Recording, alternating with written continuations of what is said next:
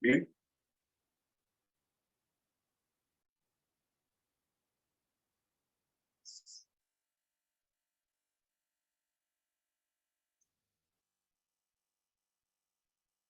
A ver, me quedo como administrador completo, ¿eh? ¿Cómo están? Muy buenas noches. Otra sesión más de este importante diplomado.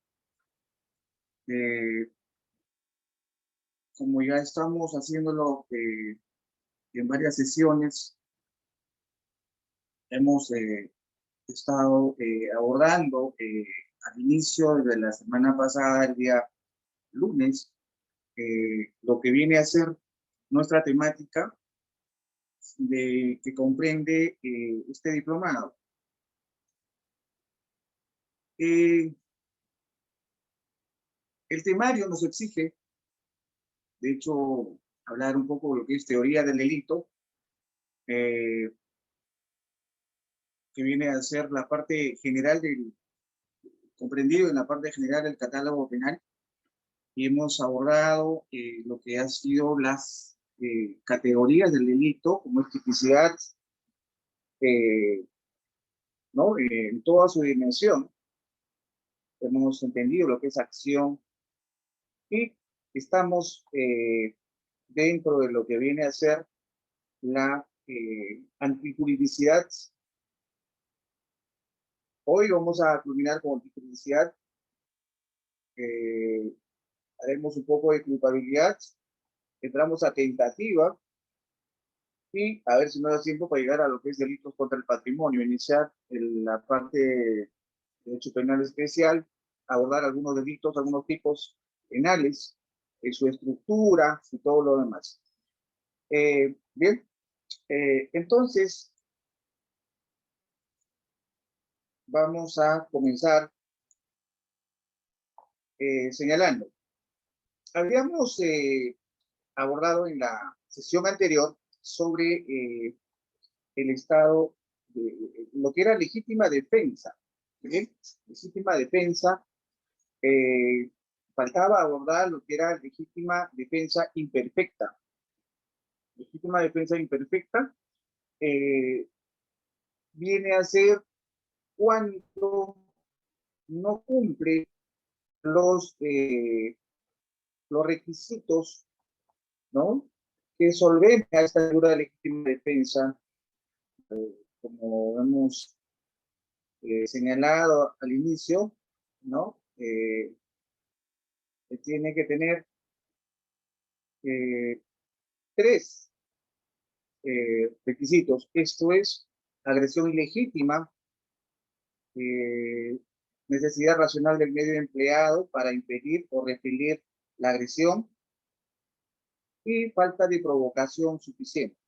Cuando hablamos de legítima defensa, para poder entender de que se actuó dentro de los parámetros de este medio de justificación, la justificación de un posible delito, por ejemplo, homicidio contra una persona en legítima defensa, que está justificado, es un medio justificante. Y cuando decimos legítima defensa imperfecta, es cuando no cumple esos tres requisitos. Puede haber, por ejemplo, agresión ilegítima, pero no así necesidad racional del medio empleado, o falta de provocación suficiente del agresor al agredido. Si se da la presencia de agresión ilegítima por falta de alguno de los otros requisitos, se da la legítima defensa imperfecta, pudiendo aplicarse el artículo 21, que viene a ser la eximente completa. Bien, hemos mirado esa fase, lo que era legítima defensa. Vamos a hablar del estado de necesidad justificante. Cuando hemos abordado el tema de medio de justificación, era a efecto de solventar la antijuridicidad versus los medios de justificación. Por eso estamos en ese tema. La situación, el estado de justificante, de necesidad justificante, obedece a situaciones de peligro. Bien, situaciones de peligro en donde una acción es necesaria. Esto es, situación de peligro, por ejemplo, puede ser al patrimonio, un bien jurídico, de hecho, de menor valor, por un bien jurídico de mayor valor. Su fundamento es el interés preponderante. Hay un interés preponderante entre uno y lo otro a salvar. Por ejemplo, un bien jurídico de menor valor puede ser eh, artículos dentro de una tienda que se está sofocando, que hay un siniestro, un incendio. Hay que salvar, por ejemplo, artículos costosos, computadoras, puede ser celulares de alta gama. Entra el bombero, ingresa el bombero y los propietarios de dicha empresa solicitará que los bomberos prioricen sus objetos, ¿no? Pero los bomberos se eh, darán cuenta de que hay niños, hay vidas que en realidad requieren su mayor interés, entonces le dará valor a ese bien jurídico de mayor valor.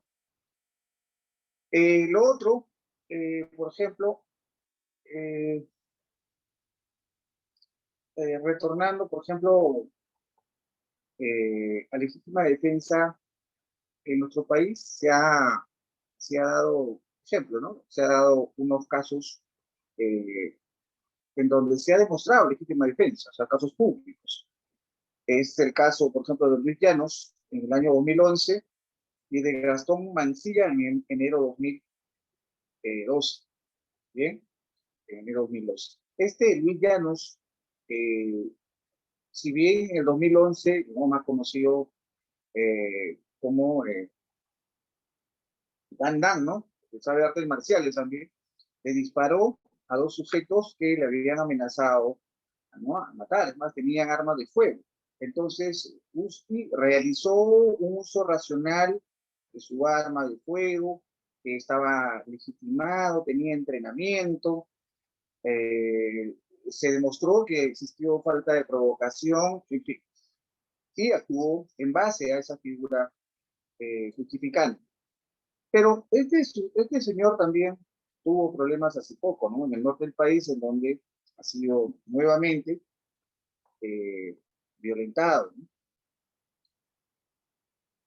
Bien, el estado de necesidad justificante, por ejemplo, cuando hablamos de situación de peligro, debemos decir que puede provenir de la acción de una persona o también de la fuerza de la naturaleza.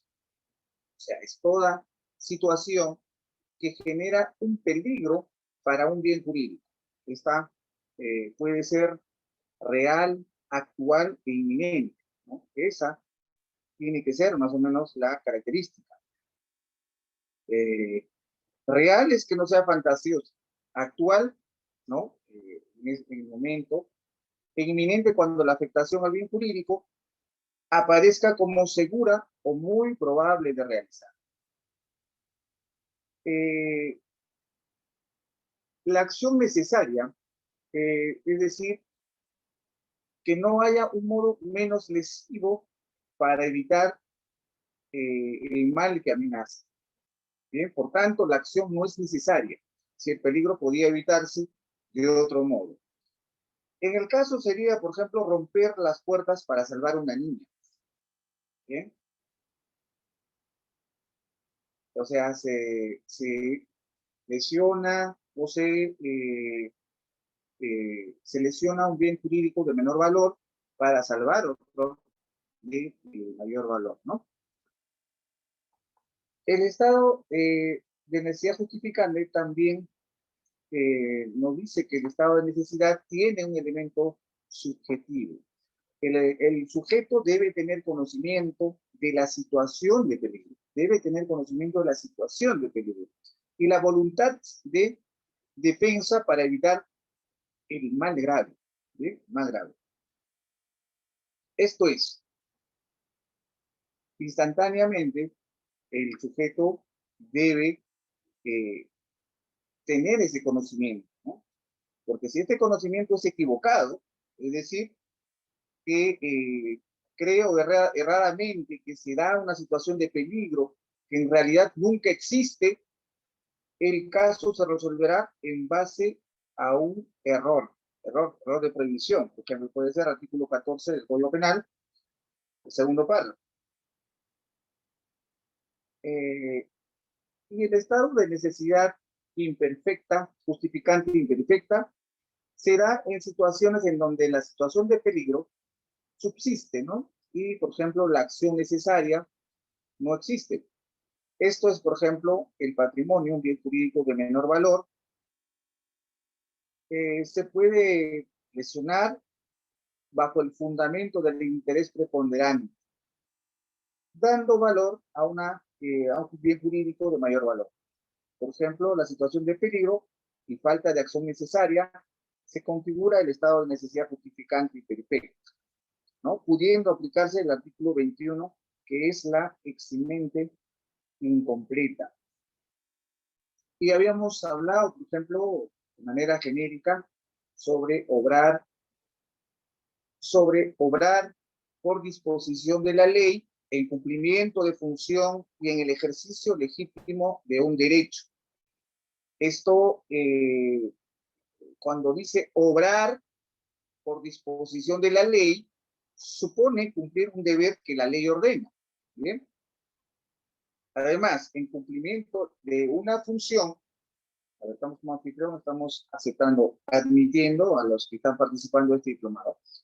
En cumplimiento de función supone obligaciones específicas, ¿no? De actuar conforme a la función o profesión del individuo. Ejemplo, en este caso, podemos decir que el médico que atiende a un paciente inconsciente que llega con un sangrado debido a lesiones por un aborto informal. Y conforme al diagnóstico tiene que extirpar el útero para salvar la vida de ese paciente, ¿no? Sin autorización de la misma. Aquí, por ejemplo, se puede generar cierto conflicto, ¿no? En todo caso, por parte del paciente cuando recupera la conciencia y puede decir, doctor, ¿usted por qué me hizo ello? Lo voy a demandar, lo voy a denunciar, porque usted me mutiló, etc. Estas situaciones, por ejemplo, se ven mucho en Estados Unidos, en donde ser abogado de un médico es un gran negocio, ¿no? Médicos tanto de patología como especialistas en cirugía plástica, por ejemplo, ¿no? Ello responde a que también se exige cierto grado de especialización y bastante pericia al profesional en su país.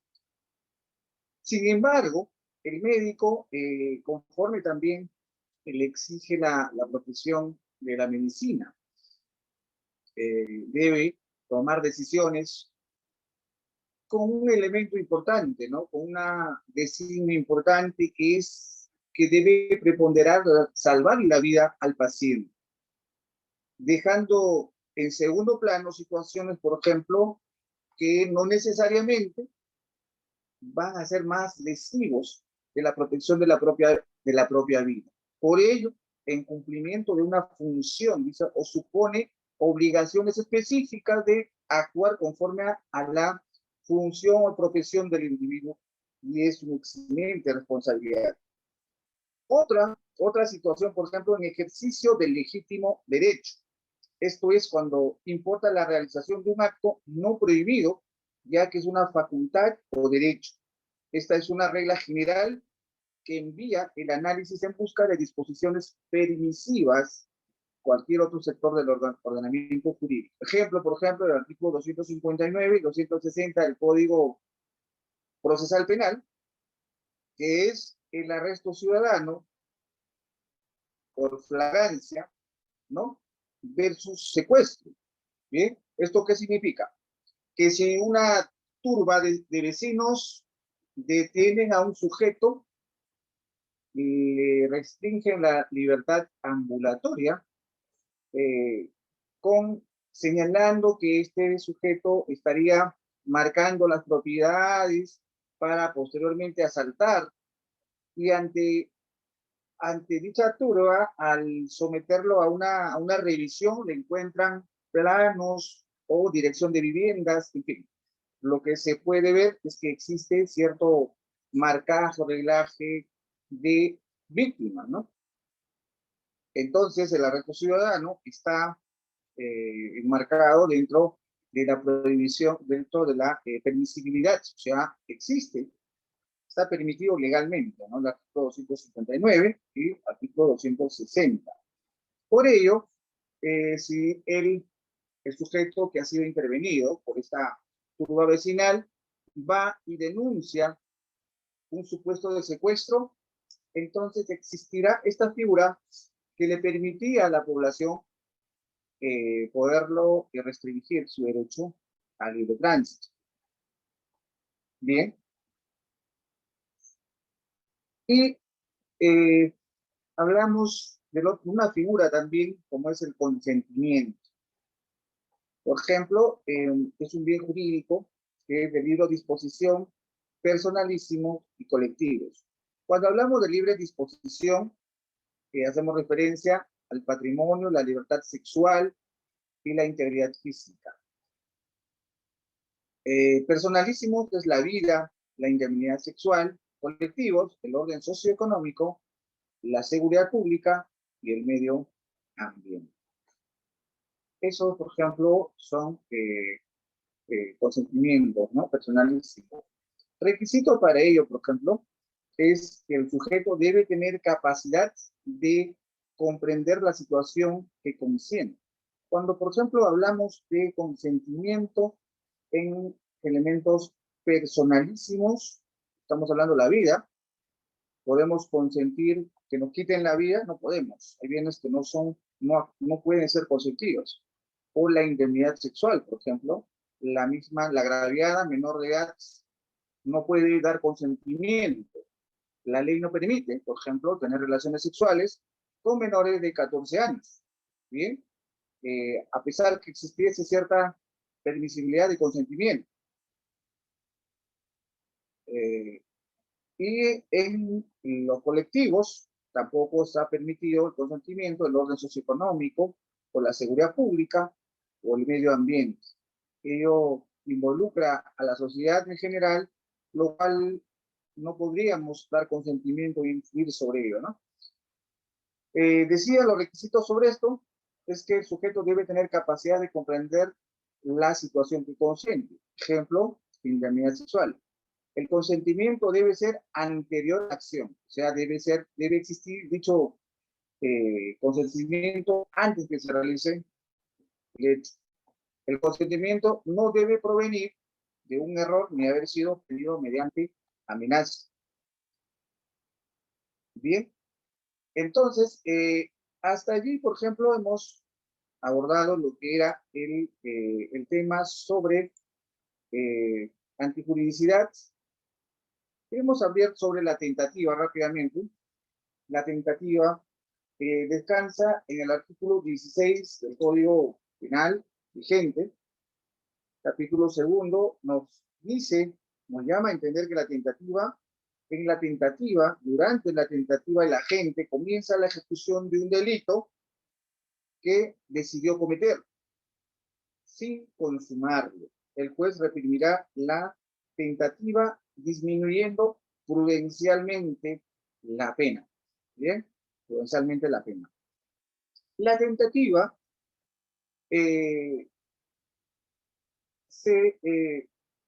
subsiste esta figura de la tentativa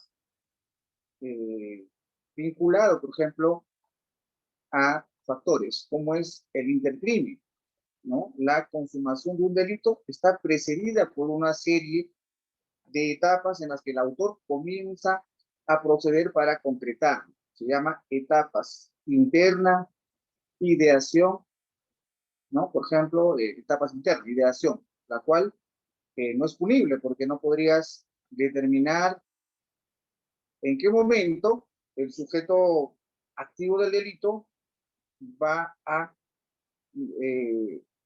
desplegar, ¿no?, la actitud delictiva? Externa, en este caso, sí, a los actos preparatorios solo son punibles cuando así lo ha determinado una norma, ¿no?, el legislador, y esto existiendo un tipo penal. Los actos ejecutivos sí son punibles, aunque el delito no se consume, ¿bien? Así el delito no se consuma por causas ajenas a la voluntad del agente. Ejemplo, disparar contra un individuo sin dar en el blanco. Entonces, la consumación requiere la total realización del tipo objetivo de un delito. El delito ha quedado consumado cuando reúne los elementos que describe el tipo penal. Por ejemplo, homicidio, el que mata a otro, ¿no? Pero si el sujeto no ha muerto, entonces el delito se queda en grado tentado, ¿no? Tentativa. El tipo tentativa, como supuesto de aplicación de la tipicidad, si el delito no se consuma por causas ajenas a la voluntad del autor, se le sanciona por tentativa, a pesar de que no se lesionó un bien jurídico, pero se puso en peligro concreto un bien jurídico penal. ¿Por cuál? Por la manifestación de la voluntad de este sujeto quien puso en riesgo, o sea, el sujeto activo. En la tentativa se amplía el tipo para que abarque conductas no tipificadas concretamente por el legislador penal. Por ejemplo, unos sujetos una banda se predispone a robar, por ejemplo, a hurtar, ¿bien? Un monumento, un monumento, o mejor dicho, una reliquia de una iglesia. Aperturaron la puerta, ingresan, ya primero ya idearon, ya ingresaron al recinto, ¿no?, religioso, y empiezan a, ¿no?, acomodar en un saco todos los productos de valor, de mayor valor. Y cuando están retirándose llega la policía, por alarma propio de esta iglesia, ¿no? Llega la policía y son detenidos, ¿sí? Los sujetos son detenidos y se les encuentra o encuentran en unos sacos tirados, cuadros y objetos valiosos. ¿Bien? Entonces, ¿qué se habrá realizado ahí? Hurto, ¿sí? Hurto agravado por varios integrantes durante la noche, ¿no? Pasando obstáculos o incluso lesionando, fracturando puertas, en fin. La situación concreta es que el delito no ha sido consumado, pero, si bien no ha sido consumado, pero no ha sido por un desistimiento voluntario del sujeto, porque ya los sujetos activos del delito, o ¿no?, o los delincuentes, se puede decir, ya habían predispuesto llevarse esos objetos, o sea, lesionar un bien jurídico.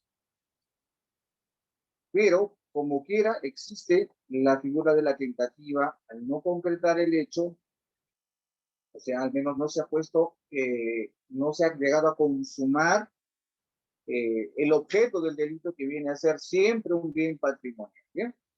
Por ello, la tentativa, hay teorías que fundamentan que la tentativa, en teoría, por ejemplo, objetiva y teoría subjetiva. Las teorías objetivas basan la punibilidad de la tentativa en que el autor pone en peligro un bien jurídico con su conducta. Y la teoría subjetiva, que el autor manifiesta una voluntad hostil al derecho. El comienzo de la ejecución constituye tentativa punible. ¿Bien?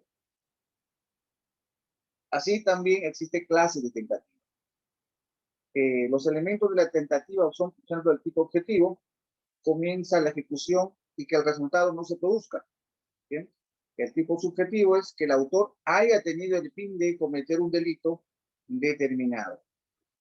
La tentativa también es un tipo dependiente, ya que no se explica si en relación a un tipo de la parte especial, o sea, la finalidad del autor es consumar los delitos, en realidad.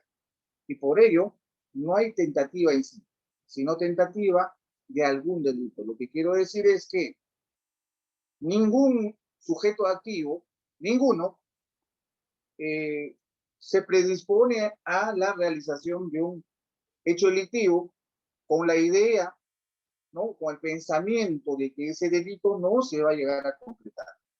El sujeto asume los riesgos, ¿bien? En el derecho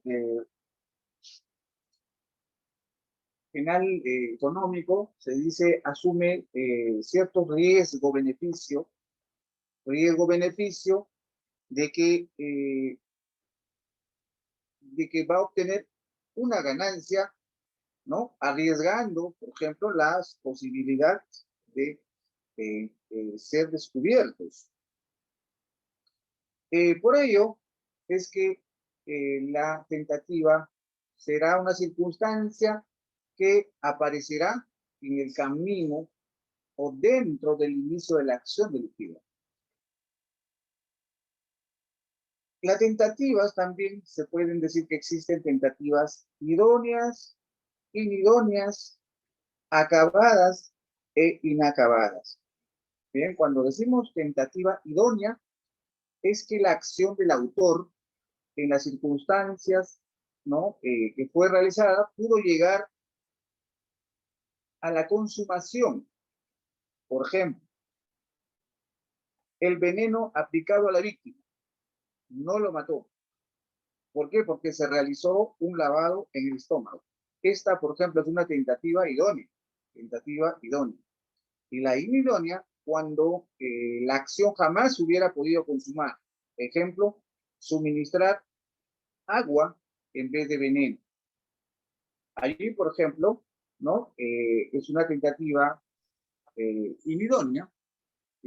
Lo que sucede es que la dogmática ha tratado de encontrar respuestas a este tipo de posibles situaciones que se podrían desencadenar, ¿no? Y la tentativa inacabada, cuando se ha comenzado una ejecución de un plan delictivo, ¿no? Y que el resultado se obtendrá mediante etapas sucesivas, faltando realizar algún acto necesario para consumar el delito. Ejemplo es, el autor ha colocado una bomba con un dispositivo y debe ser accionado más tarde.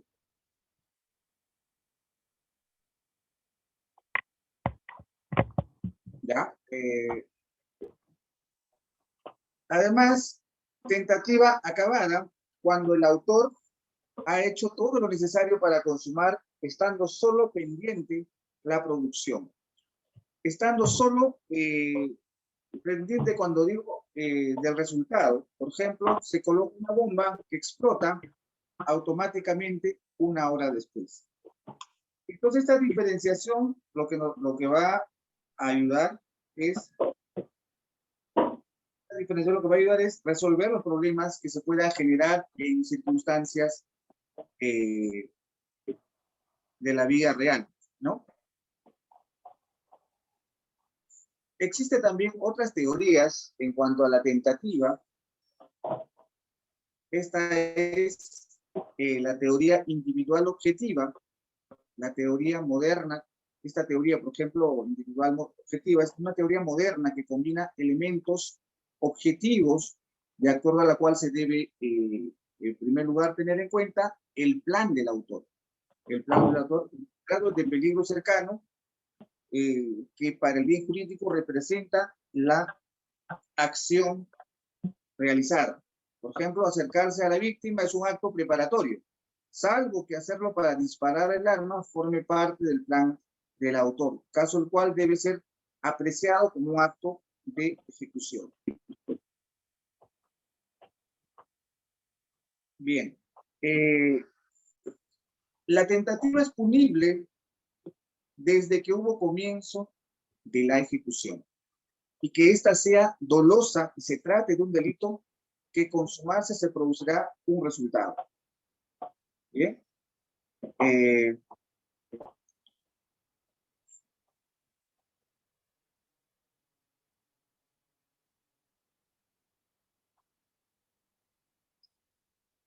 Bien, eso es básicamente sobre la tentativa, ¿ya? Hoy día vamos a comenzar con con otra categoría del delito que viene a ser también importante, que es la culpabilidad.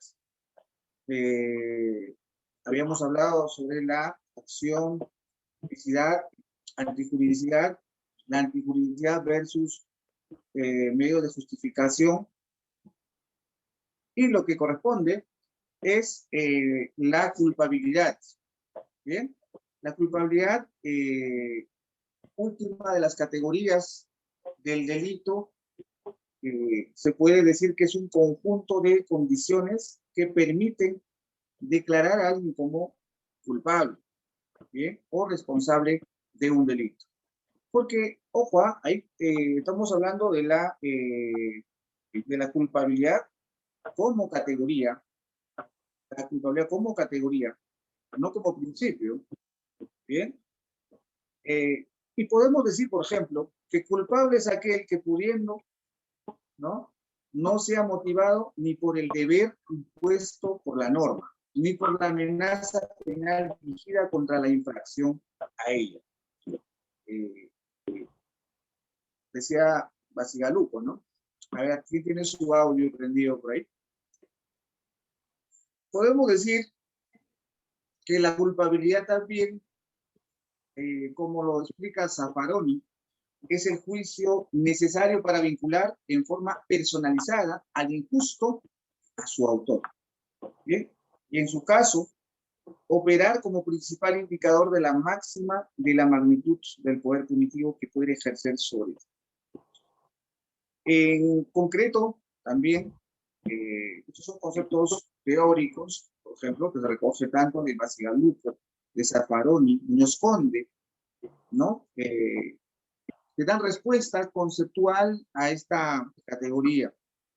No obstante, podemos nosotros hacernos la interrogante en qué condiciones la realización no justificada del tipo es reprochable. Los elementos que integran, por ejemplo, la capacidad en la que se funda la culpabilidad son la posibilidad de conocimiento de la desaprobación jurídico-penal del acto, la posibilidad de motivarse de acuerdo a ese conocimiento. Bien. Dentro de esto, por ejemplo, de la culpabilidad, existe lo que conocemos como culpabilidad personal y culpabilidad por el hecho. Por ello, la culpabilidad como categoría también bastante importante se rige por el principio Fenanos alios cum sos tiene autores, lo que significa en todo caso la posición más aceptada. La posición más aceptada sobre la culpabilidad viene a ser, en todo caso, el derecho penal que nosotros somos parte de nuestro sistema jurídico, es el derecho penal de derecho, y que los delitos, si bien son personalísimos, atribuibles, yo no puedo encargar que lo procesen penalmente por un hecho que hago yo a mi hermano, ¿no? O a mi primo, o a mi tío. Pero la persecución debe ser por el hecho cometido. ¿Bien? Por el hecho. Entonces, los elementos, por ejemplo, que integran la capacidad en la que se funda esa culpabilidad, como he sostenido, es la posibilidad de conocimientos de la desaprobación jurídico-penal del acto. Tiene que estar también, cuando hablamos de la culpabilidad del acto versus la culpabilidad de autor, es cuando se toma en cuenta la actitud del actor frente a la acción típica y antijurídica cometida. Bien, o sea, a la actitud, al acto propiamente. Cuando hablamos también de culpabilidad de acto, se excluye el comportamiento anterior o posterior al hecho. Por ejemplo, ebriedad, vagancia, condenas anteriores. Esos elementos son comportamientos, ¿no? Que no significa o que no alteraría a la ejecución de un acto, sino son elementos si bien anteriores o posteriores. Existe, por ejemplo, el principio filosófico fundamental, libertad de voluntad. Todos los hombres son libres de decidir por o contra el derecho. ¿Bien? Además, la retribución como teoría de la pena. Eso, por ejemplo, es lo que responde a una de la culpabilidad de acto. La culpabilidad de autor será cuando se responsabiliza al hombre por su conducción de vida. Se estigmatiza al hombre, ¿no? La persona. Se juzga la conducta del autor antes y después del hecho. Este es producto de su personalidad. Principio filosófico fundante, determinismo. El hecho es un síntoma de la personalidad del autor. Prevención especial como teoría de la pena. Así como otras categorías señaladas, estudiadas anteriormente, también la culpabilidad ha sufrido evolución, ¿no? En sus conceptos. Así, por ejemplo, existen teoría psicológica y teoría normativa de la culpabilidad. Tanto Bacigalupo, Muñoz Conde y Roxin, ¿no? Han ido diseñando, y Bacigalupo dice, por ejemplo, teoría psicológica, dice que el dolo y la culpa, el dolo y la culpa son especies de la culpabilidad. En la teoría psicológica y en la teoría normativa, la reprochabilidad. Bien, del autor, ¿no? Reprochabilidad, conforme a la teoría normativa. O sea, así como existe una teoría psicológica del dolo y la culpa, cuando hablamos de dolo, por ejemplo, hablamos del comportamiento de este ciudadano, ¿no? De la intencionalidad del crimen, conforme también a la intensidad de dolo que asigna a su conducta, dolo directo, indirecto, dolo eventual, por la cual se ha ejecutado dicho hecho. Y la culpa también existe también por un tema psicológico, según Bacigalupo, la culpa consciente, la culpa inconsciente, tiene que ver con un tema de la psicología, ¿no? La teoría normativa propuesta por Frank en 1907 es la reprochabilidad del autor. Para Muñoz Conde,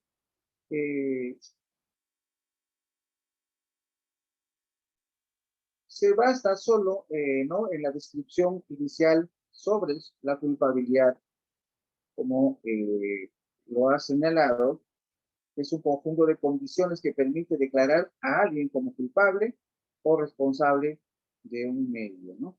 Básicamente es un concepto genérico sobre la culpabilidad.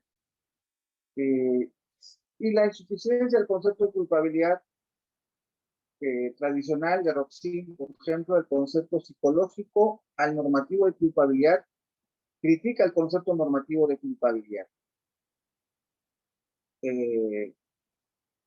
Esta, por ejemplo, la teoría psicológica de la culpabilidad, según ello, conceptúa que es la relación psicológica entre la conducta y el resultado.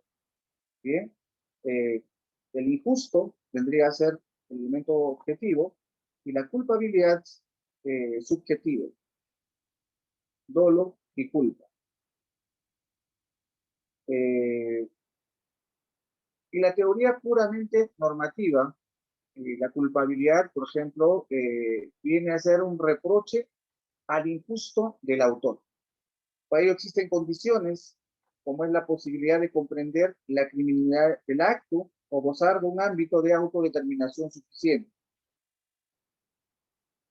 Y la crítica señala sobre esta teoría puramente normativa la imposibilidad de mostrar empíricamente la autodeterminación, ¿no? La autodeterminación. Bien,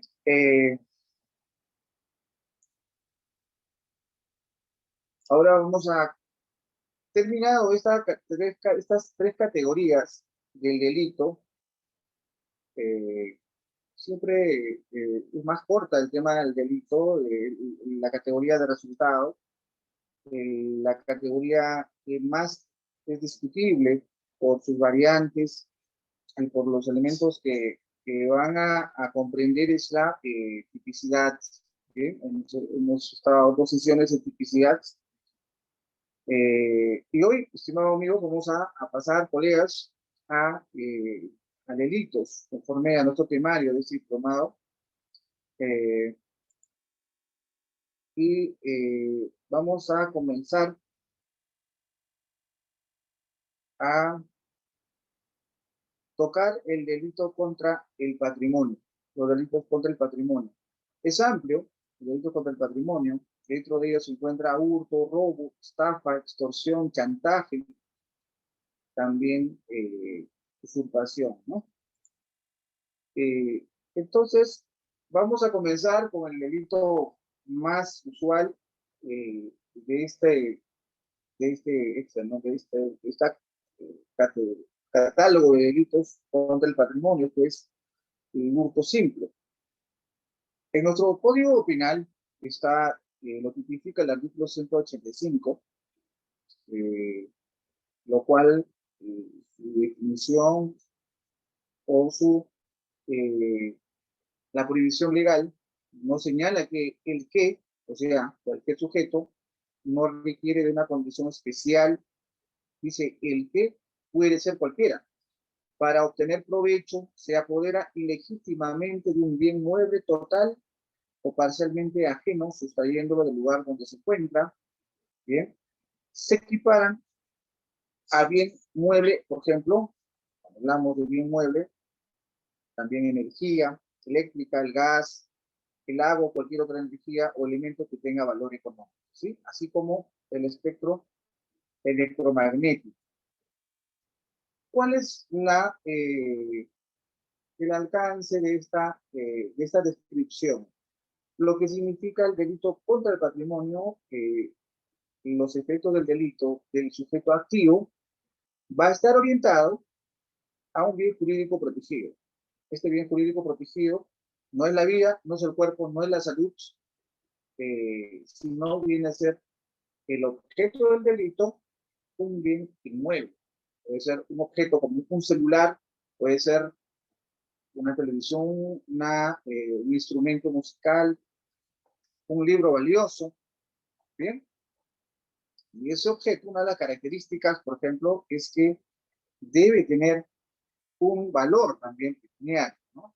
Un valor. Así como la doctrina jurisprudencial ya ha determinado, ha señalado de que tiene que también debe de demostrarse la preexistencia del bien. Además también de la preexistencia de su carácter, de su origen, tiene que tener un origen lícito también, ¿no? Aunque no siempre se llega a determinar ello, porque cuando se comienza a perseguir un delito, cuando la justicia despliega un proceso contra una persona que ha hurtado, muchas veces se orienta solo en ese delito. Quizá en el camino se puede descubrir que el bien, el supuesto objeto del delito, provenía de un origen ilícito también. Podría darse el caso, ¿no? En el hurto, entonces, como hemos desarrollado la parte general y hemos podido comprender sobre lo que viene a ser tipicidad. Bien, tipicidad, hemos hablado de tipicidad objetiva, tipicidad subjetiva. Esto era a efecto de que cuando ingresábamos a la parte de derecho penal, parte general, o a abordar tipos penales, en este caso como el delito contra el patrimonio, sus variantes, tipos que subsisten en nuestro Código Penal, sea de mejor manejo, ¿verdad? En la tipicidad objetiva de hurto simple, que viene a ser el tipo base, se configura, dice el delito, cuando el agente se apodera. Tiene que existir apoderamiento. Pero un apoderamiento legítimo, no. Ilegítimamente de un bien mueble, total o parcialmente ajeno. ¿Bien? Dice sustrayéndolo del lugar donde se encuentra con la finalidad de obtener un provecho económico, siempre y cuando no haya utilizado violencia o amenaza contra las personas. Cuando el legislador dice, siempre y cuando no haya utilizado violencia o amenaza contra las personas, nos está haciendo entender de que si utilizó amenaza o violencia, ya no configura el tipo penal, materia de estudio, sino inmediatamente dará paso a otro tipo de delito, ¿no? Como es robo. Bien, continuemos en uno. ¿Y cuáles son las acciones, por ejemplo, ¿no? Que son reprochables en hurto? La acción de apoderarse, por ejemplo, ilegitimidad del apoderamiento, se apodera pero ilegítimamente. Acción de sustracción, ¿bien? ¿De qué? De un bien mueble, son las condiciones. Valor del bien mueble, tiene que tener un valor de ese mueble, ¿bien? Para que sea percibible. ¿Qué más? El bien tiene que ser parcialmente ajeno y provecho económico. Bien, el apoderamiento significa algo mío, lo que no me pertenece. Y legitimidad del apoderamiento es, obviamente, que desnaturalizo el orden, el respeto por las cosas ajenas y lo hago legítimo, algo que no está permitido por la ley, ¿no? Sustrayéndolo de su lugar donde se encuentra para un provecho personal. Y tiene que ser un bien mueble, ¿bien? En hurto simple, un bien mueble. Ya no se puede, ¿por qué exige que sea un bien mueble? Porque tiene que ser, ¿no? A diferencia, por ejemplo, de otros, sobre recae, por ejemplo, la acción recae sobre, por ejemplo, energía eléctrica, el gas, el agua. En este caso, esos servicios lo aprovechan legítimamente.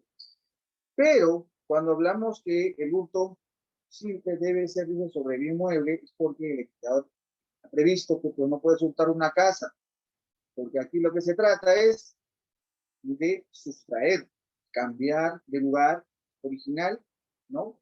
Ilegítimamente para tener un provecho de ese objeto. ¿Bien? No podría, por ejemplo, hurtar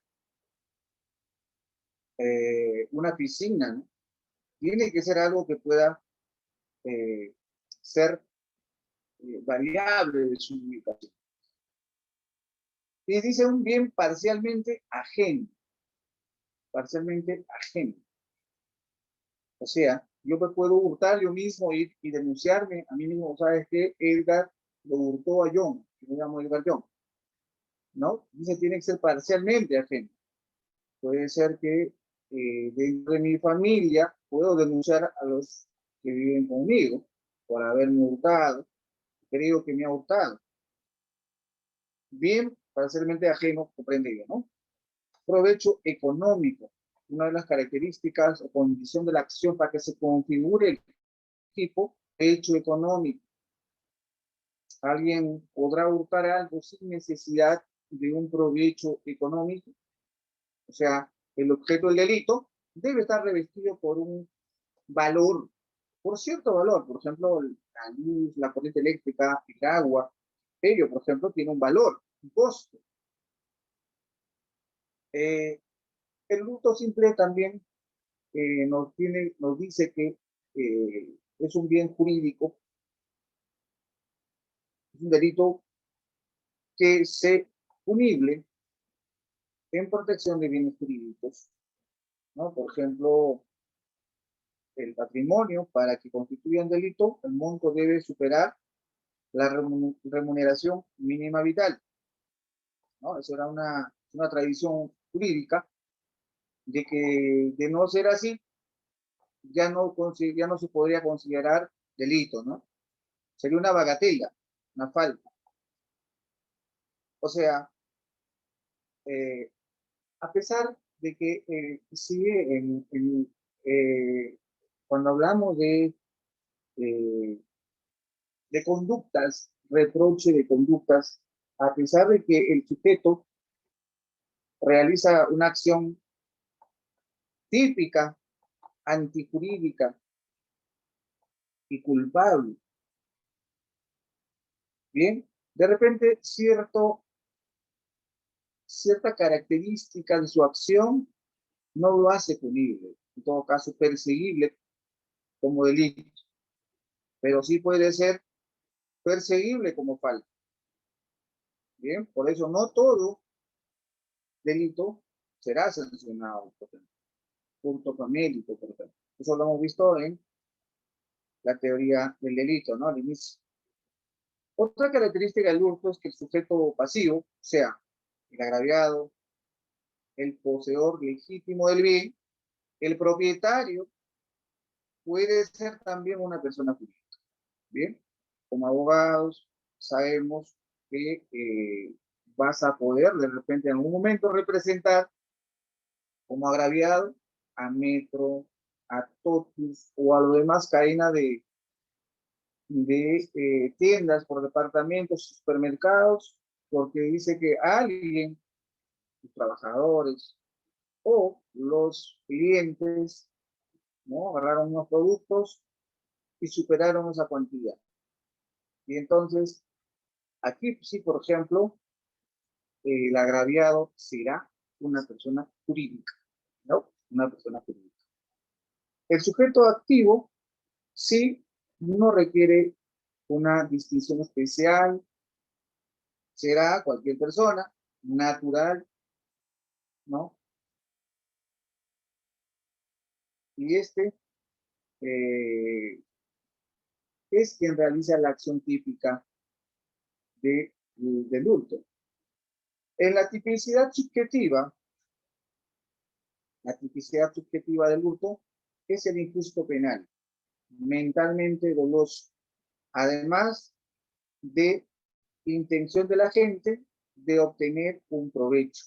Habíamos dicho que eh, en la tipicidad subjetiva, ¿no?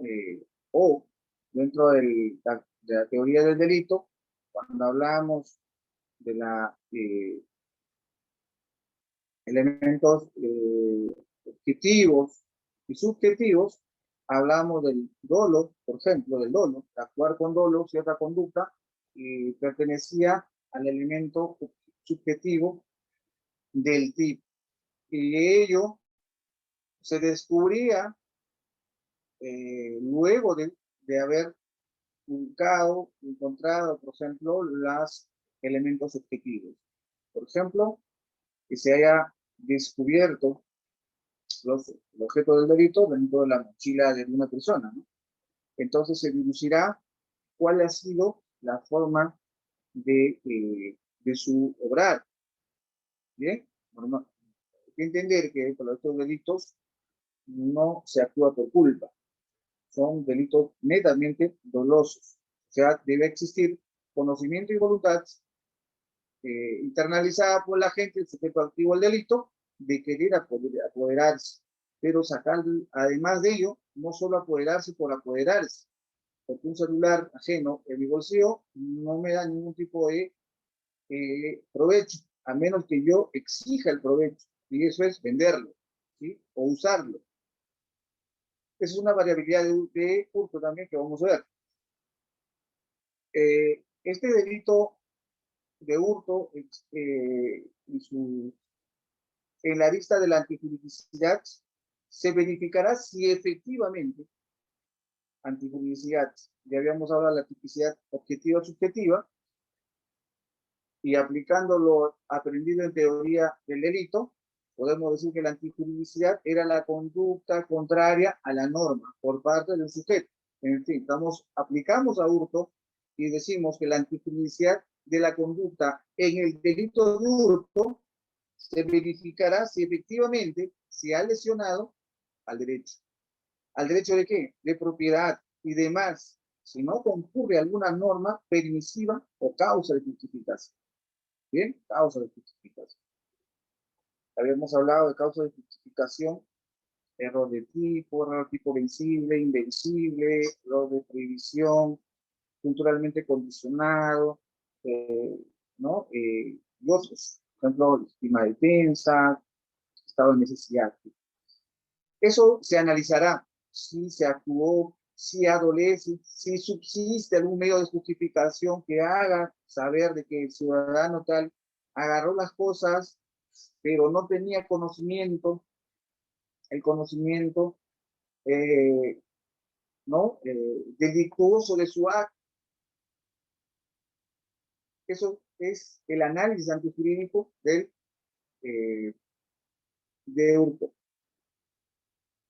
La culpabilidad, por su parte, en el hurto se busca determinar si tal conducta es atribuible o imputable a la gente. Mayor de edad, por ejemplo, 18 años, y no sufre anomalía psíquica y saber que su conducta era antijurídica. O sea, si bien el delito se exige que sea típico, antijurídico y culpable, ¿no? Y entonces, en ese orden, se irá analizando si para realizar la conducta antijurídica este ciudadano, ¿no? Hizo, o sea, era imputable o no era imputable, tanto, por ejemplo, por grave anomalía psíquica, por la edad, también puede ser inimputable por la edad, y de esa forma también se pueden deslindar responsabilidades. La consumación en hurto simple se da en la medida que el sujeto activo tiene el apoderamiento y la posibilidad de disponer del bien. Se consuma el delito. ¿Bien? Así como se ha señalado, las fases del delito que concluye con la consumación, se perfecciona el delito cuando el sujeto activo, o sea, quien realiza la conducta de hurto, se verifica el apoderamiento y la posibilidad de consumar ese bien. O sea, de disponer del bien. Se encontró al sujeto tal que habría sustraído una laptop de marca Apple, ¿no? Y ya estaba a punto de venderlo, ¿no? Entonces, el sujeto ha consumado el delito, realiza los elementos de la acción y ya incluso se encontraba por vender ya el bien sustraído, ¿no? Como ciertos delitos, pero aquí en este tipo de delito de hurto es aplicable la tentativa, ¿sí? Aplicable la tentativa cuando la gente suspende, sea voluntariamente o por causas extrañas a su voluntad. Inicio de la acción y mínima disponibilidad del bien hurtado. Esto es, en el metropolitano, sube dos ciudadanos y de pronto ven hablando por teléfono a un pasajero, ¿no? A un cotidiano viajero, después del trabajo a las 7 de la noche, o sea, durante la noche, y suben al metropolitano los sujetos y marcan a la víctima y le arrebatan el celular.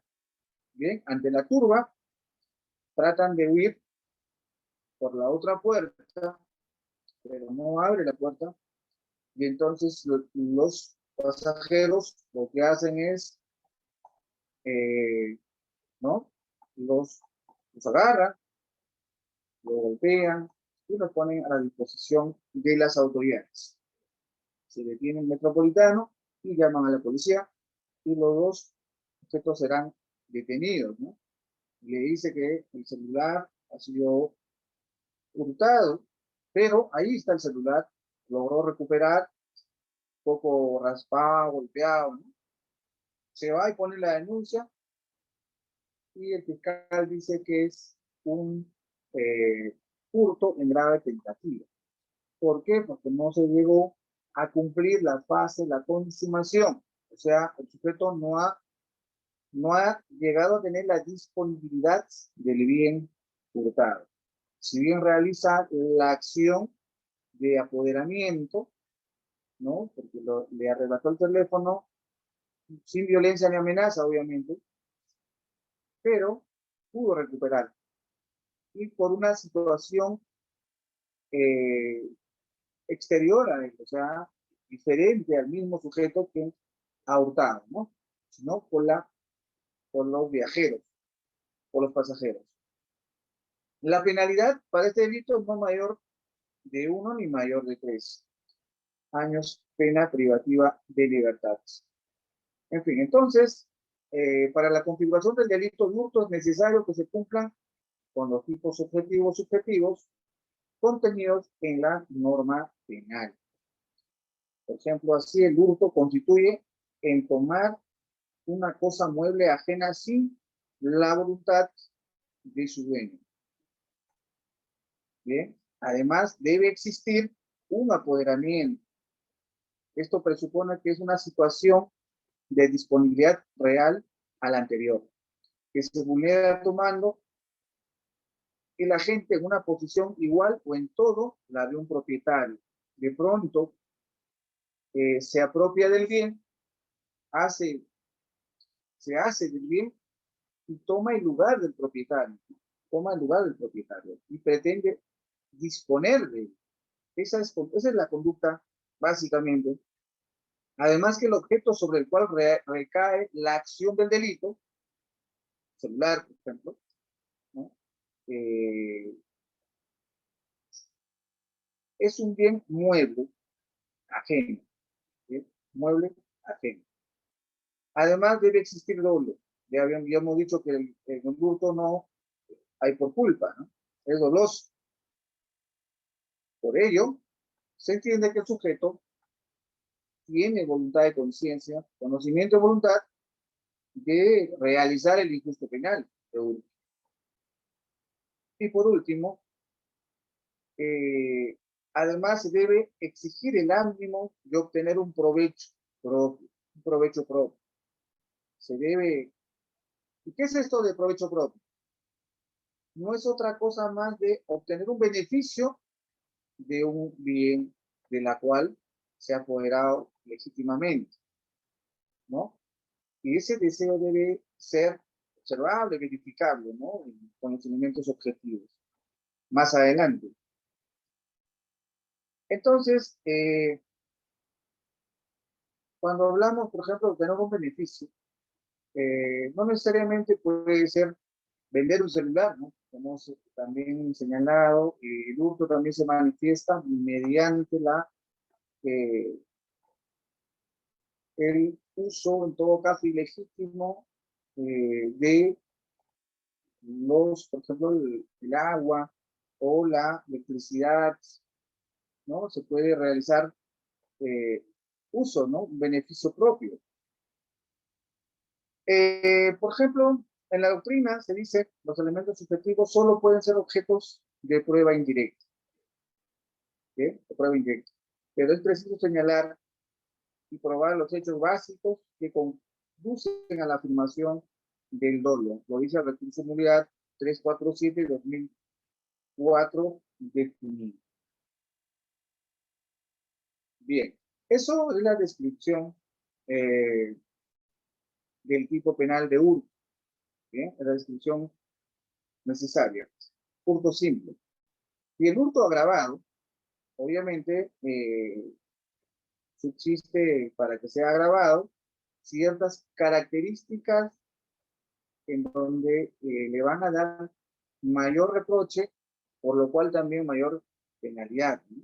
El artículo 186 del catálogo penal dice: el agente será reprimido con pena privativa de libertad no menor de 3 ni mayor de 6 años si el hurto es cometido en casa habitada durante la noche mediante destreza, escalamiento, destrucción, rotura de obstáculos, con ocasión de incendio, inundación, naufragio, calamidad pública o desgracia particular del agraviado. Esas características le agravarán la pena. Además, sobre bienes muebles que forman parte de un viajero, mediante el concurso de 2 o más personas. Esto, por ejemplo, sobre los bienes muebles que forman equipaje del viajero, si es un agravante, se han dado circunstancias en que pues ser que el sujeto activo realice un viaje y lleve en su equipaje elementos necesarios, dinero, enseres, ropa, por ejemplo, para ciertas condiciones climáticas, y que se encuentre al sujeto activo que habría hurtado a sabiendas que este ciudadano estaba viajando por la de repente por las condiciones en que está el contexto en la que la víctima ha sido presa de este hurto, es que el legislador ha convenido en agravar la pena. El artículo 186 también nos dice que la pena será no menor de 4 ni mayor de 8 años.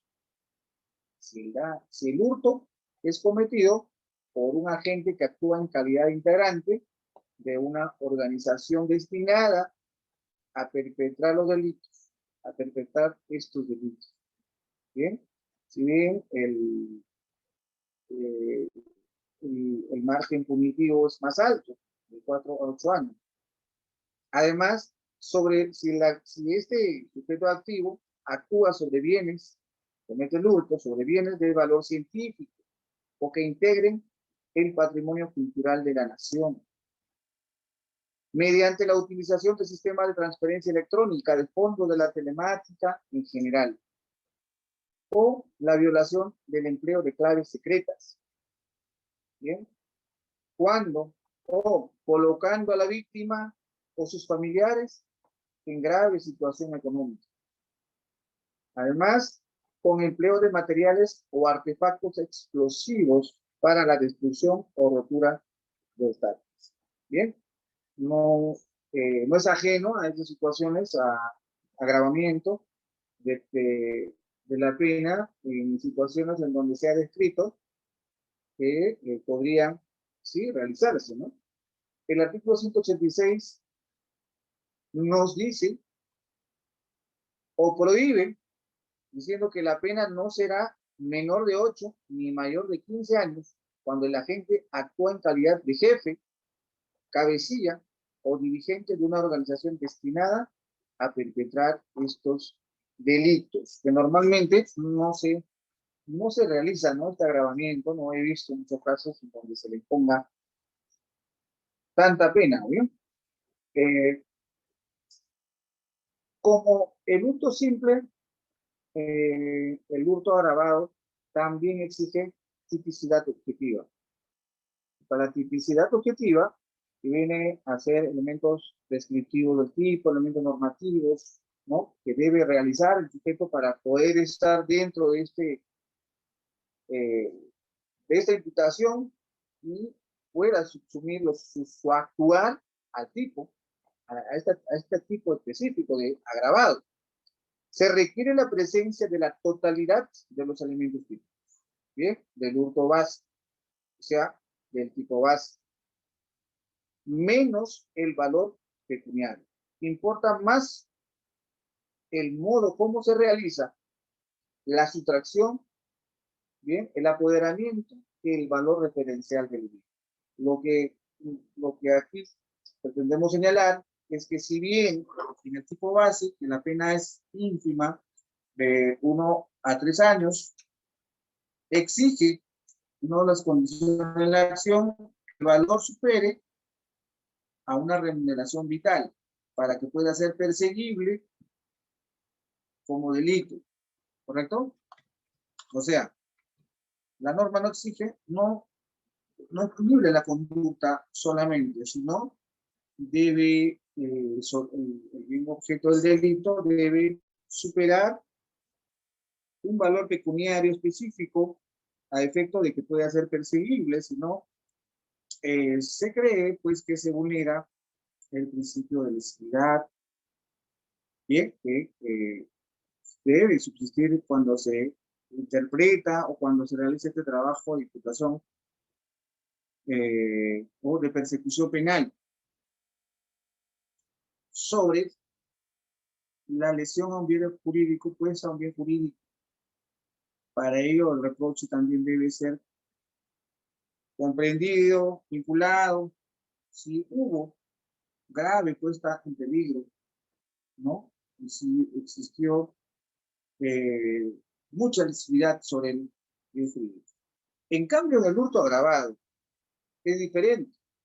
Aquí prepondera el modo de realizar la acción típica, ¿no? O sea, realizar el hurto. Y ya no importa el valor referencial del bien. Bien. El bien jurídico protegido en hurto agravado es el patrimonio. En agravado, ¿no? Y el sujeto pasivo, cualquier persona natural o jurídica que haya sido amenazado o que haya sido víctima de la actuar delictuoso el sujeto activo en hurto agravado. Persona jurídica, cuando hablamos, el sujeto, por ejemplo, de que se cometa el hurto sobre bienes de valor científico que integren el patrimonio cultural de la nación, ¿quién será el sujeto pasivo? O sea, el agraviado. Consideramos el Estado, ¿sí? El patrimonio cultural de la nación, el Estado, el Ministerio de Cultura, ¿sí? El Ministerio de Cultura, que antes era el Instituto Nacional de Cultura. Bien. Entonces, el sujeto activo, sin embargo, para el delito de hurto agravado, es cualquier persona natural o grupo de personas naturales y nunca jurídicas. ¿Sí? Nunca jurídicas. O sea, esa es la exigencia legal que el legislador ha previsto. Cualquier persona natural o grupo de personas, hemos dicho de que pueden actuar dentro de una organización destinadas a cometer delitos, ¿bien? O bandas también. Y la tipicidad subjetiva, como también la forma válida de imputar, de atribuir el delito, no dice que el injusto penal es netamente doloso, subsiste la del tipo base. Además, la intención de la gente es de obtener un provecho. Eso siempre va a estar ahí, ¿no? Presente. El agravante, por ejemplo, las agravantes referidas a la forma ventajosa con que procede el sujeto activo, por ejemplo, la casa habitada. ¿Y a qué se refiere con casa habitada? Aquella que está en evidente uso como hogar o lugar de, eh, de estar, o sea, de una persona por sus usuales integrantes, ¿no? Aunque en alguna oportunidad no necesariamente tienen que estar dentro de su hogar. Puede ser que hayan salido, pero la situación concreta es que esa casa es habitada y como es natural, eh, las personas salen a realizar sus labores cotidianas y puede ser que ha sido aprovechado ese momento. El agravante durante la noche es las circunstancias de la noche, entendida como lapso de tiempo en la cual falta sobre el horizonte la claridad de la luz solar. Ello, por ejemplo, entiendo, debe, por ejemplo, ello a un buen, a un entendimiento más racional. No estoy tan de acuerdo en algunas circunstancias que se pongan como agravantes. Y también la Corte Suprema en algún momento lo ha señalado y algunos jueces en la sustentación de procesos también han corregido durante el proceso, por ejemplo, en alguna etapa se puede solicitar de que sea aclaramiento de ello, porque si bien subsiste es como agravamiento en nuestro catálogo penal, eh, dentro del artículo 186, de hurto agravado, cuando dice durante la noche, pero esto no tiene que estar referenciado por un tema de horario, ¿bien? Se presupone de que si el hurto se realiza a las 7:30 de la noche, ya falta sobre el horizonte la claridad de la luz solar. Pero ¿qué horizonte? Por ejemplo, si se realiza en un centro comercial con una infinidad de dicroicos de luces HD, claridad existía. Esto más pudo haber estado quizá relacionado, porque hay que ver que esto del hurto no ha cambiado tanto el código penal del año 1924. En aquella época pues se requeriría, ¿no?, el oscurecimiento que era por completo en la ciudad todavía, ¿no? En estos tiempos eso tiene que ser regulada por una interpretación un poco eh, más lógica, ¿no?, al criterio ya de los juzgadores. El agravante mediante destreza, escalamiento, destrucción o rotura de obstáculos. Este hurto mediante destreza se configura el agravante cuando el agente ha realizado la sustracción del bien sin que la víctima lo haya advertido o se haya enterado, sino después de caer en la cuenta que le falta el bien, ¿no?, debido a que la agente actuó haciendo uso de sus habilidades, maña, arte, pericia, agilidad o ingenio especial. ¿Bien? Yo veía un programa en Roma, Italia. Había un sujeto un especialista en hurtar billeteras. ¿Bien? Era especialista. Y a este sujeto le hacen una entrevista, un récord, ¿no? Era una revista de récord de crímenes. ¿Cómo era posible su destreza para sacar las billeteras a quien se la proponía? Tenía un don súper especial. Y el sujeto vivía de ello. O sea, el día a día era de hurtar carteras, billeteras. Usted tocaba con él en la puerta del autobús, del taxi o del supermercado, en lugares concurridos, y bastaba que te tocase para que ya haberte sustraído la billetera, el reloj, anillos. O sea, lo hacía con todo, ¿no? Anillos, relojes. Y la prensa, en este caso el reportero internacional, le ha afirmado, le ha seguido, se han mimetizado en esa población, y es cierto, tenía esos dones especiales, ¿no? Y es, como dice la norma, pues aquí, en hurto agravado, mediante destreza, escalamiento, destrucción o ruptura de obstáculos. En este caso era destreza. Bien. Hay quienes usan el talento, ¿no? Para el mal. Cuando hablamos de escalamiento, es con la intención de sustraer o apoderarse ilícitamente del bien mueble o total o parcialmente ajeno. Esto es superando un obstáculo, por ejemplo, corporal. Los obstáculos dispuestos como defensas preconstituidas de acercamientos o protección del bien. Por ejemplo, las mallas que tienden, las rejas, las paredes. Hay quienes, algunos amigos de lo ajenos, pues no le va a representar obstáculo alguno, ¿no? Entonces, eh, hay posibilidad de que puedan trepar esa pared para poder apropiarse de los bienes que estaban dentro. Esto es, por ejemplo, mediante el uso de un esfuerzo considerable, ¿no? Lo que aquí, por ejemplo, y gran agilidad, lo que aquí el legislador ha pretendido es que ya no se trata de un simple sujeto activo, que podemos llamarlo así,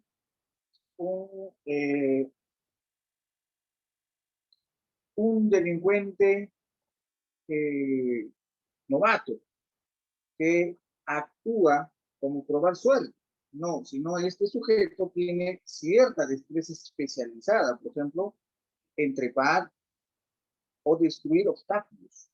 Por lo cual, el legislador ha considerado que este está muy especializado y debe ser abordado, debe existir la penalidad agravada, porque si se especializan más en ello, entonces también la norma despliega su reproche, mayor reproche.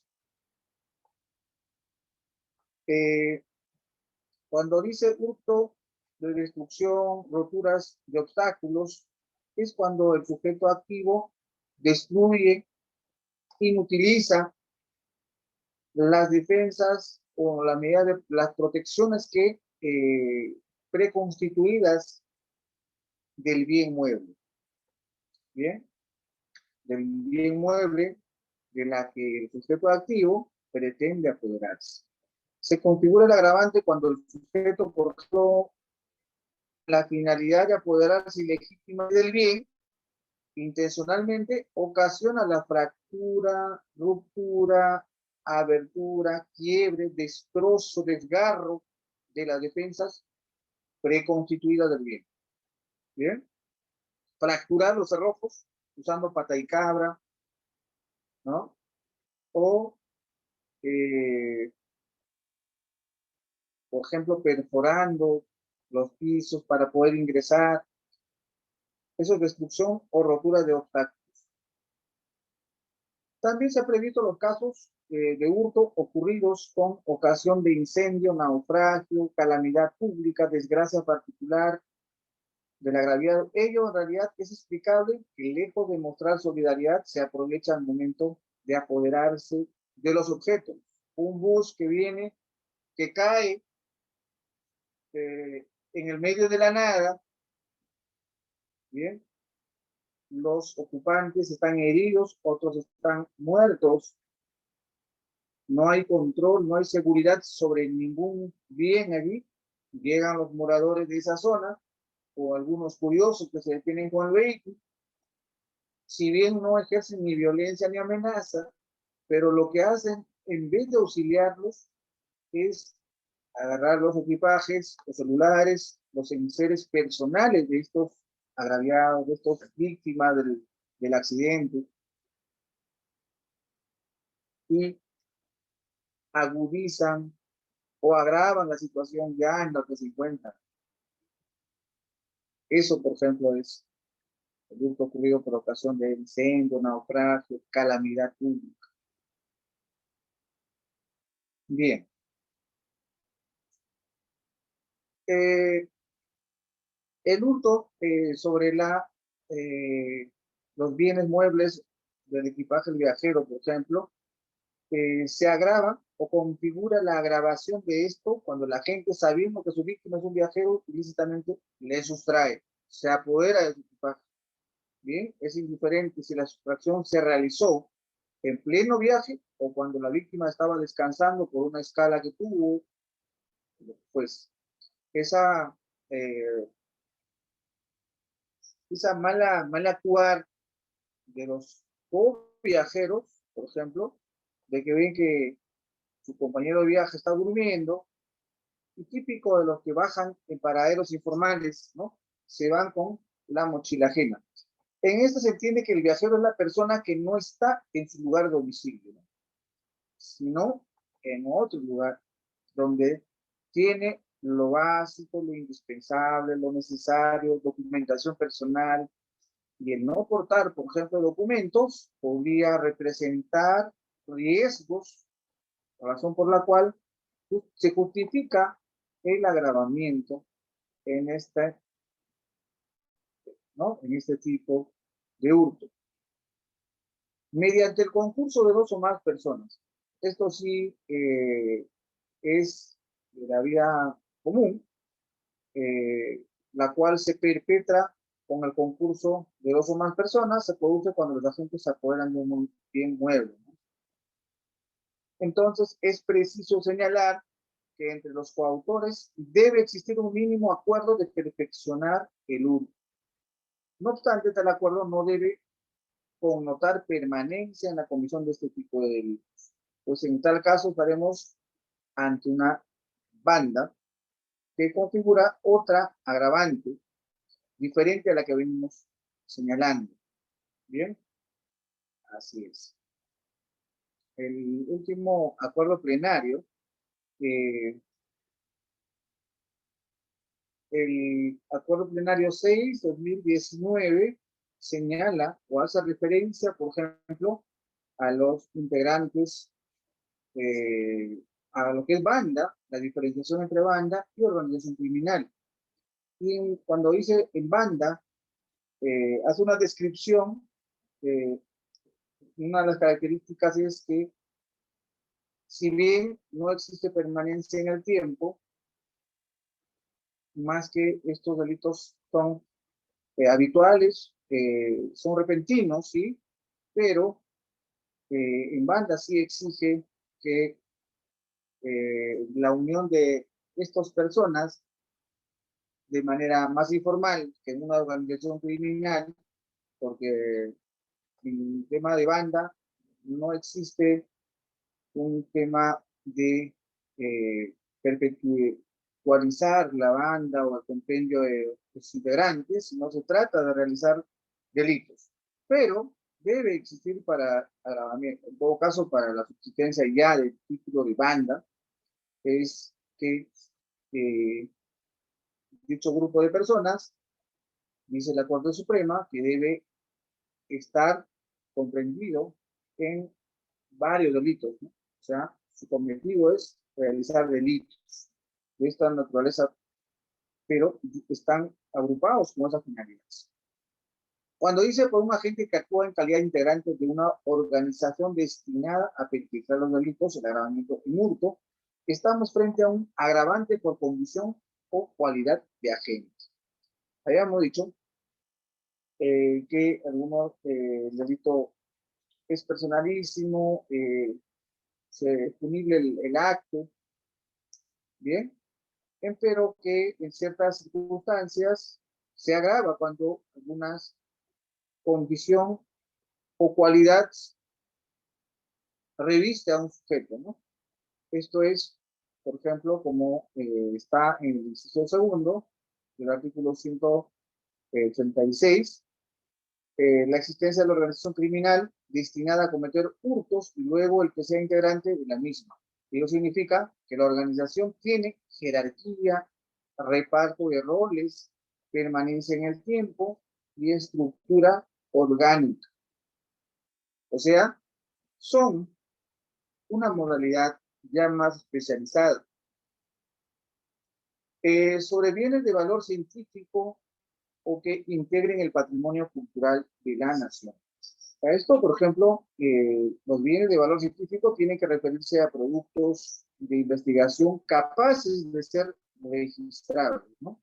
En lo referente a que integre el patrimonio cultural, por ejemplo, es más fácil de identificar, pues para ello, dicho elemento previamente debió haber sido declarado como tal, patrimonio de la nación, previamente, ¿no? Por principio de legalidad.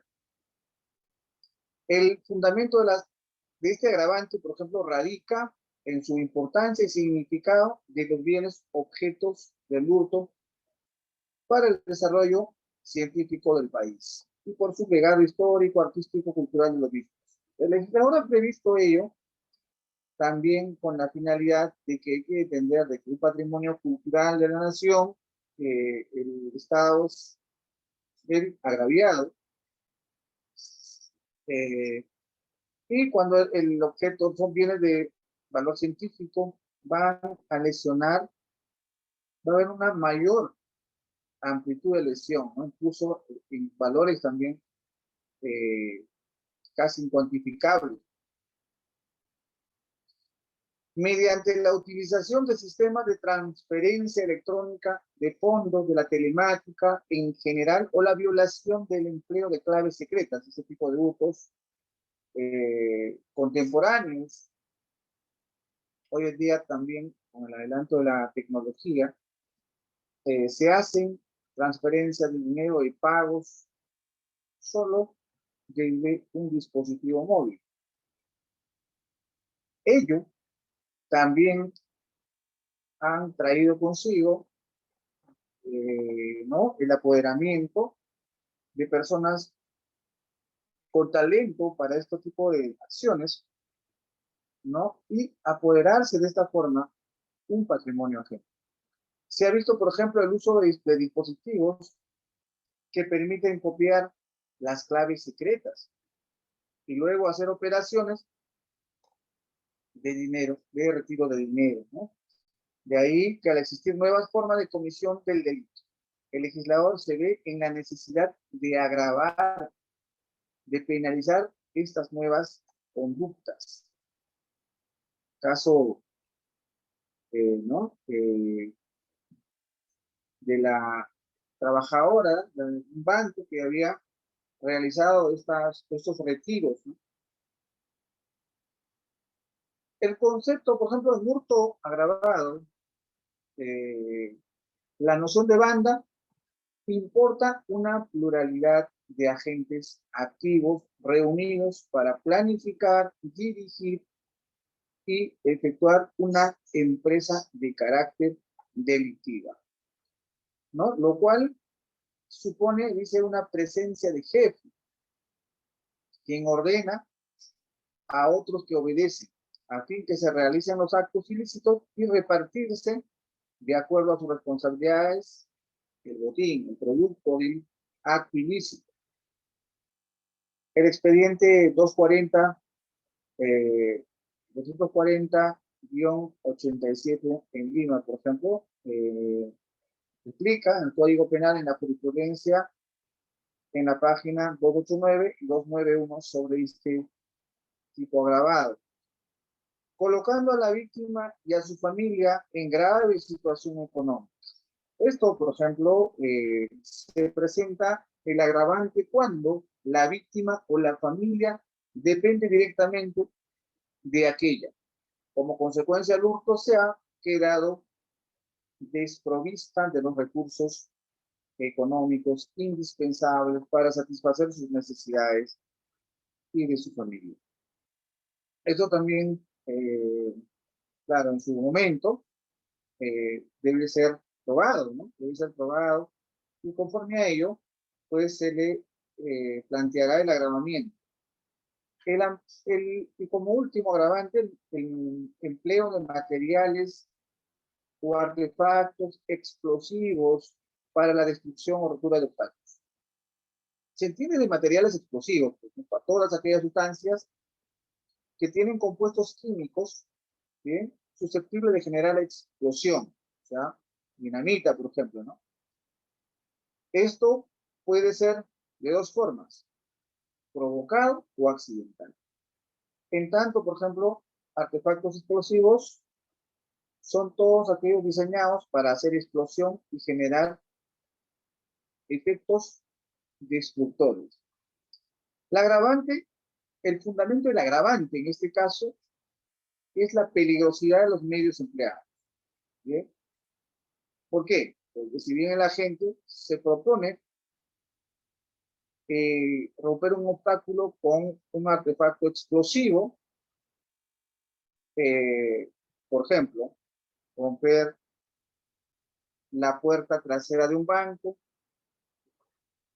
empero que en dicho actuar, en dicha circunstancia, podría poner en riesgo otros bienes jurídicos, como es, por ejemplo, la vida, la integridad física, mental de las personas, ¿no?, que se encuentran circunscritas como vivienda al lado de esa entidad financiera.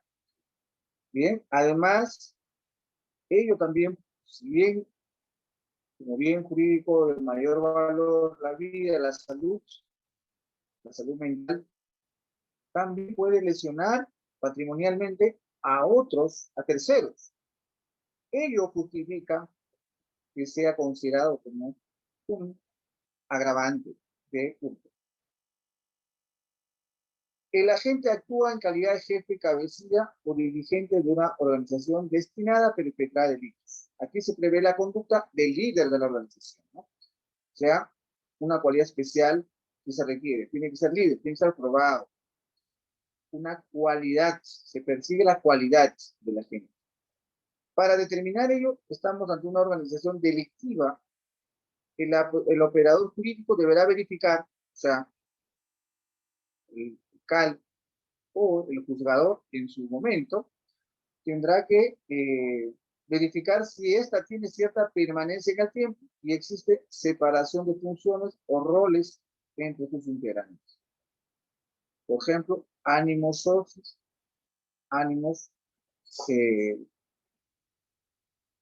como dice Roxin, ¿no? Tiene que haber, o el sujeto actúa como entendido de ser parte solamente de la acción del evento, o el sujeto actúa con conocimiento de todo el evento. Hay dos situaciones en las que podría actuar. Lo invitan al sujeto solo para realizar cierta labor, desconociendo, por ejemplo, el hecho en general. Bien. Por ello existe, cuando se desarrolla autoría y participación, en el proceso se delimitará cuál ha sido la participación de este ciudadano para poder deslindar el mayor reproche o de repente postular un grado de participación menor que le convenga a un imputado, por ejemplo, de hurto, si se puede dar el caso, en modalidad de banda, o como en estos casos se deberá probar si estamos ante una organización delictiva. Bien, no, tampoco ya se puede decir es cabecilla, porque pues eso han dicho los demás. El agente debe estar identificado como tal y será merecedor de la sanción que ha propuesto el legislador. El artículo 187, por otra parte, el Código Penal, nos da lineamientos sobre el hurto de uso. Esto es que el que sustrae un bien mueble ajeno con el fin de darle o hacer uso momentáneo, y lo devuelve, será reprimido con la pena privativa de libertad no mayor de un año. ¿Bien? No mayor de un año. En esta característica o este tipo penal, el sujeto activo no tiene el ánimo de incorporar el bien que hurta a su patrimonio. O sea, se desliga, se desvincula la otra condición de la acción, que es para hurto, que viene a ser la disposición del bien con fines de ganancia, ¿no?, sino que se la coge, la toma, la usa, ¿no?, y está predispuesto a devolver después de haberlo usado. Esto es que desarrolla el tipo penal de hurto debido a que se produce la sustracción. Se la lleva, bien, pero no lo quiere para su patrimonio, ni para darle a un tercero, pero atenta contra un derecho posesorio del propietario del que detenta legalmente la posesión del bien. Entender el delito contra el patrimonio, este descansa su razón de ser en el derecho civil, en donde en el derecho civil pues se entiende que es propiedad, ¿no? Quién es propietario de un bien y conforme a ello, de la descripción del Código Civil, el derecho penal reprimirá a las conductas que no respetan o que no tienen respeto por los bienes jurídicos protegidos por la ley. Por ejemplo, Carlos, con el propósito de ir a una fiesta con sus amigos, sin autorización del propietario, que su vecino se lleva su vehículo y lo regresa en 3 horas, esto asumiendo que su vecino de repente necesitaba el vehículo, ¿no? La conducta desarrolla, ¿sí? Despliega el acto típico, antijurídico, ¿sí? Pero, ¿por qué? Porque no ha contado con la permisibilidad, no le ha prestado, no le ha alquilado, no le ha vendido el bien de su propietario. El sujeto activo, cualquier persona puede realizar hurto de uso, menos el propietario ni el poseedor legítimo, ¿no? Será un autohurto.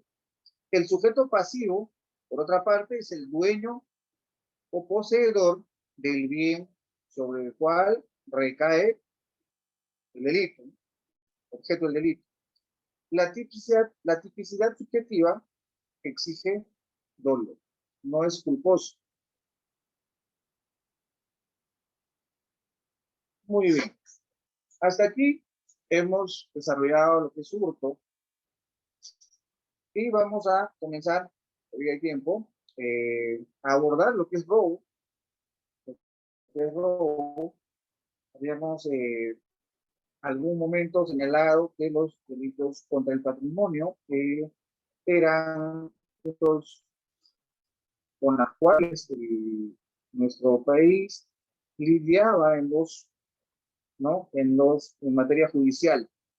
Es más, en un estudio del sistema penitenciario peruano se verificó los delitos contra el patrimonio como los primeros en tener cifras altas en estadísticas de los establecimientos penitenciarios, ¿no?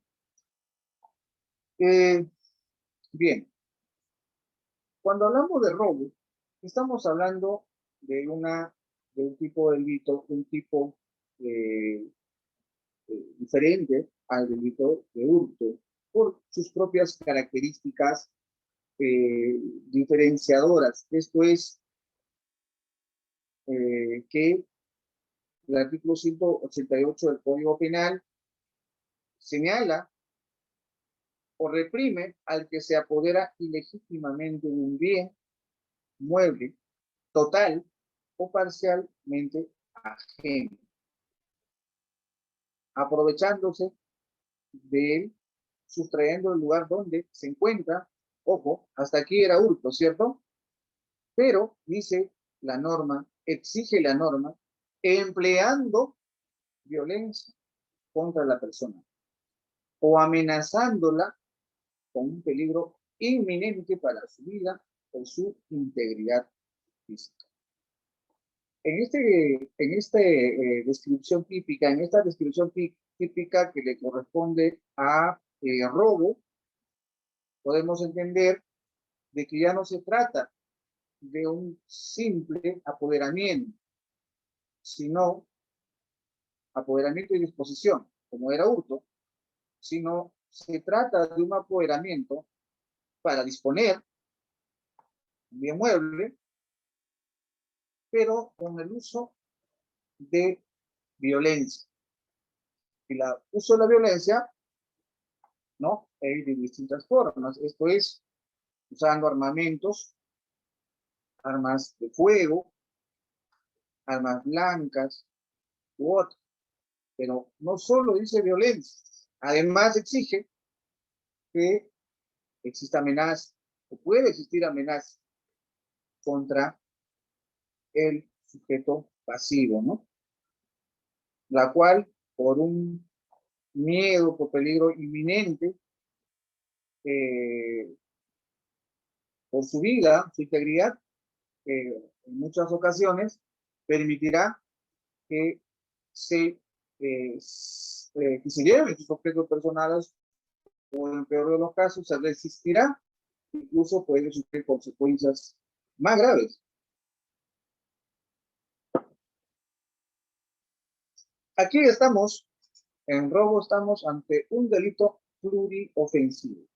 Cuando hablamos de un delito pluriofensivo, estamos hablando de delitos que ya no afectan un bien jurídico, afectan varios bienes jurídicos. O existe la posibilidad. Esto es la libertad, en caso de robo, el cuerpo, la salud y la libertad. Así sea instantáneo, eres abordado por estos sujetos con armas de fuego, en grupo, o de repente con vehículos, y bajo el empleo de violencia y amenaza, te despojan. Esa es la diferencia a hurto, ¿no? Si bien la decisión del autor es de apoderarse legítimamente de un bien en hurto, pero en robo ya no solo se apodera, pretende apoderarse y disponer, sino pretende hacerlo de manera violenta, agresiva y atentando varios bienes jurídicos. Y de esa forma logrará el objetivo. La tipicidad objetiva en delito de robo se configura el delito cuando el agente se apodera ilegítimamente, ¿no?, de un bien mueble, sustrayendo del lugar donde se encuentra con la finalidad de obtener un provecho económico y haciendo uso de la violencia o amenaza. Esa es la tipicidad objetiva, o sea, se configurará el delito con la acción de apoderarse. Para ello, tendrá que, en un hecho real, tendrá que manifestarse esos elementos: apoderamiento ilegítimo. Bien.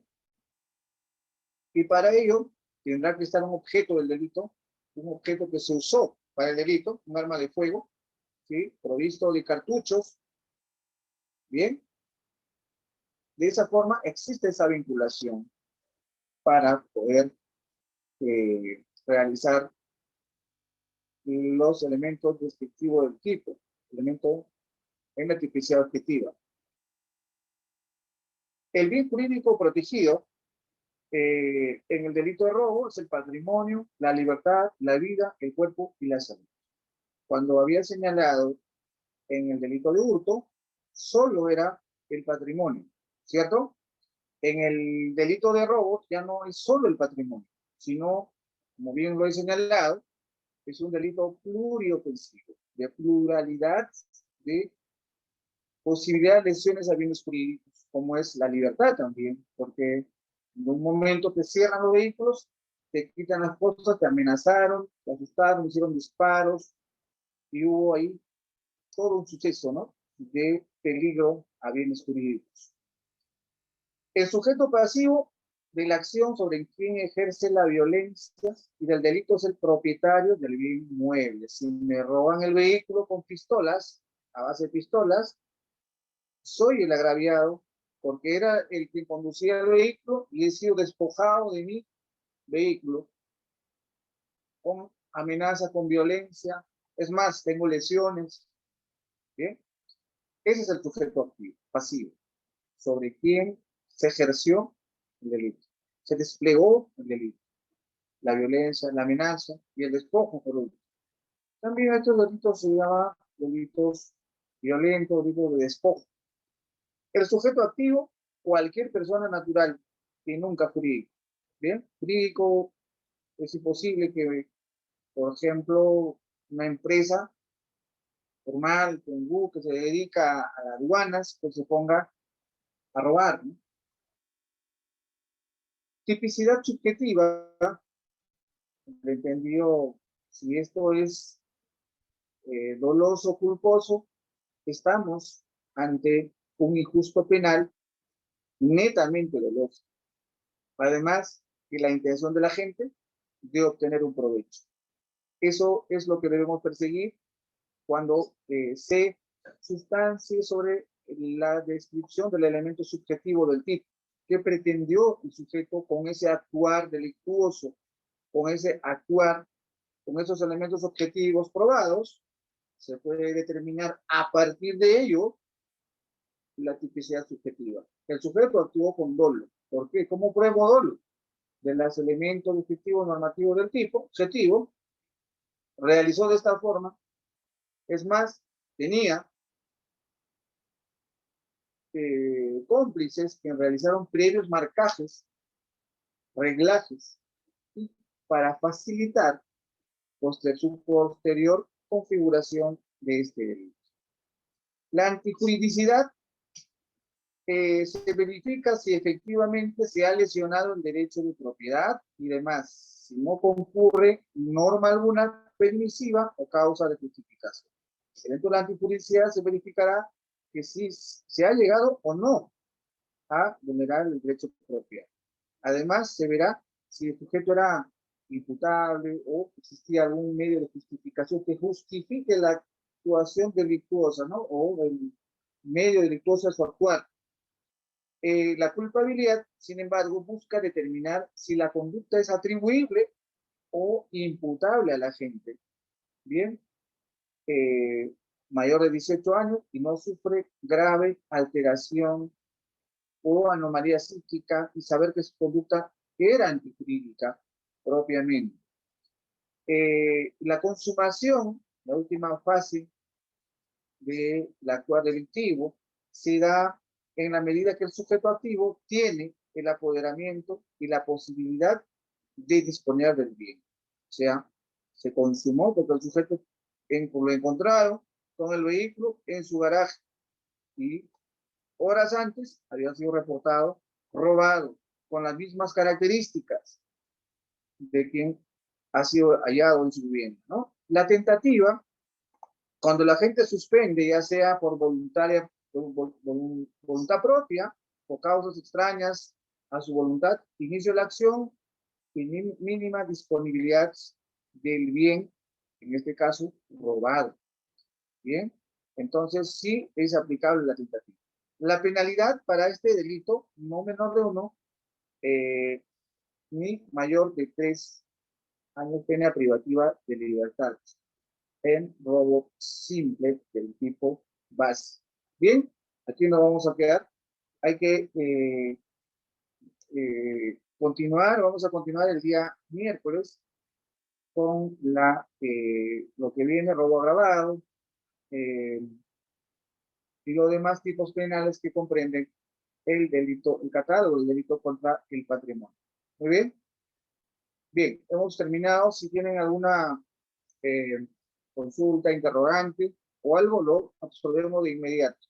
Si no, cerramos el audio y el video.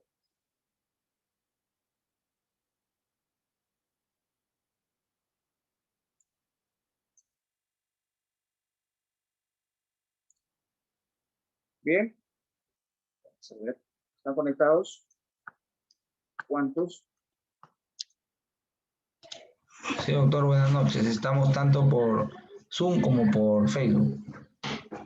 Muy bien, entonces vamos despidiéndonos. Muy agradecido por la atención y vamos a continuar en las subsiguientes sesiones de este extraordinario diplomado. Muchas gracias con todos. Muy buenas noches.